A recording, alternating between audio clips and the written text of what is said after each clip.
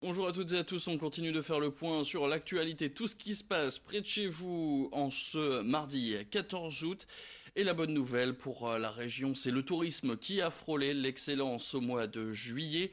La région des Hauts-de-France qui tire déjà un premier bilan de l'exercice touristique le mois passé, les résultats sont au-delà des espérances. On s'attendait à un été difficile avec des vacances tardives pour les scolaires ou une Coupe du Monde qui devait retarder les départs. Eh bien, ça ne s'est pas vérifié. La preuve, dans les Hauts-de-France, ce sont 71% des logements qui ont été occupés et 78% même pour le littoral, soit 30 points de mieux que l'année passée. Une bonne nouvelle donc pour les professionnels du tourisme, comme par exemple les hôteliers, les campings ou encore les restaurateurs qui ont pu en profiter.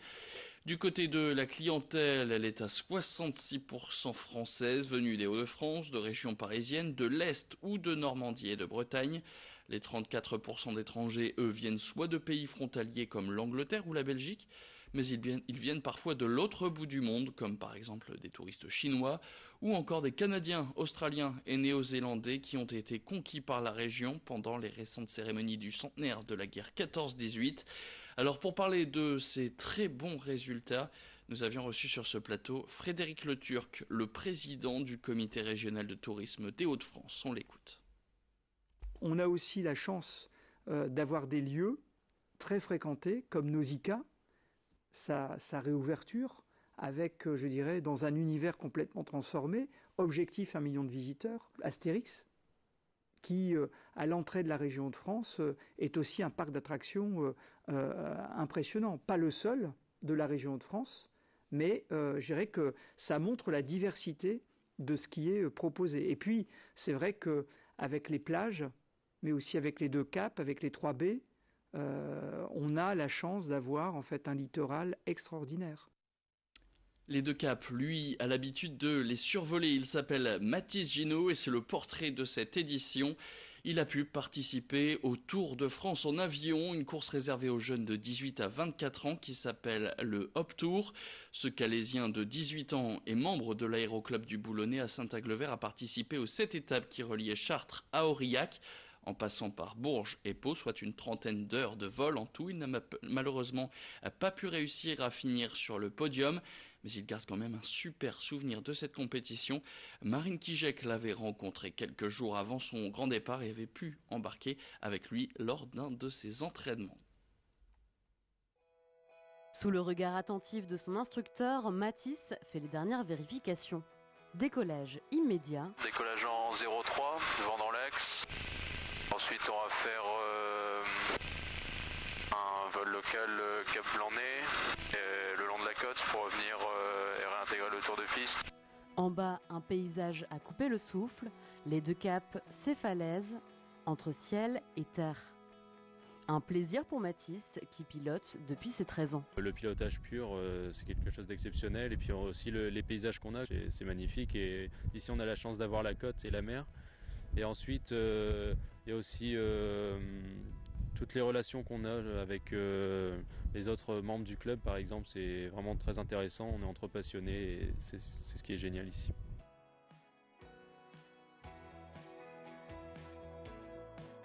À 18 ans, Mathis est déjà un pilote accompli. Dans quelques jours, il participera au Hop Tour des jeunes pilotes, un Tour de France en avion qui débute à Chartres et se termine à Aurillac.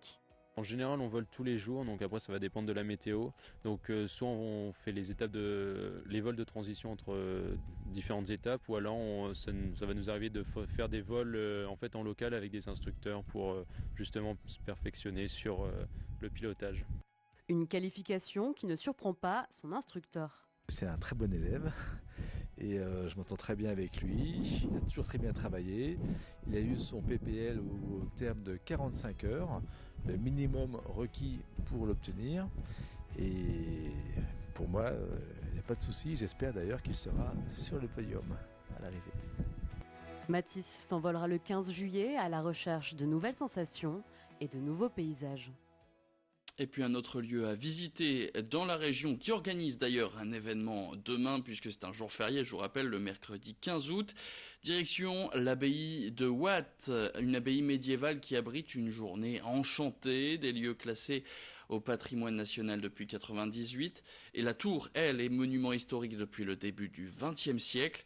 Alors demain, dans cette abbaye, vous retrouverez des sorciers, des magiciens et autres diseuses de bonne aventure, un bon moyen de découvrir ce bâtiment religieux érigé au XIe siècle qui domine les Flandres.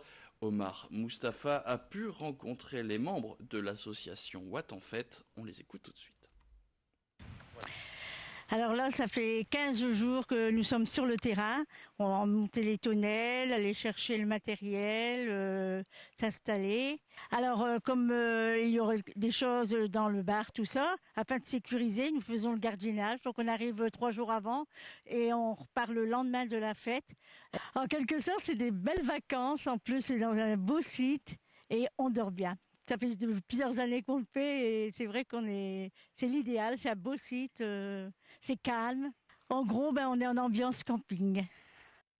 Et puis on termine avec cette idée pour vous déstresser si jamais vous êtes sur le chemin du retour au travail. Une adresse donc pour vous vider la tête avant de retrouver le bureau, ça s'appelle le défouloir et son principe est tout simple, vous cassez tout et ça vous détend.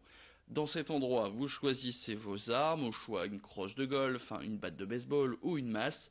Et ensuite, vous pouvez détruire tout ce qui vous passe sous la main, des canettes en verre, de la vaisselle et des appareils électroménagers, tous issus de déchetteries de la région, déchets qui sont d'ailleurs retriés par la suite.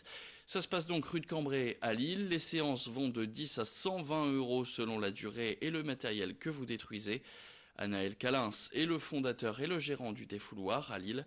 Il répondait aux questions de Brieux-Gorgy. Le sport, ça sert à quoi si je vous pose la question? Ça fait du bien. Ça fait du bien. Alors il y a plein de gens qui vont vous dire c'est un peu stupide de casser des choses et tout. Mais concrètement, ça vous fait du bien. Même les gens qui sont un peu réfractaires au début en se disant ouais, faut casser les trucs, une fois qu'ils l'ont essayé, je peux vous garantir qu'en sortant de là, ils sont beaucoup plus détendus. C'est une activité qui est beaucoup plus féminine que masculine. Alors c'est assez intéressant, on n'a pas encore non plus toutes les explications précises. Mais c'est vrai que c'est une activité qui tend plus vers les femmes, donc on va dire à 65-70%, plutôt que sur les hommes. Et c'est la fin de cette édition. Merci à toutes et à tous de l'avoir suivi. Tout de suite, vos prévisions météo. Retour de l'info dans le prochain quart d'heure.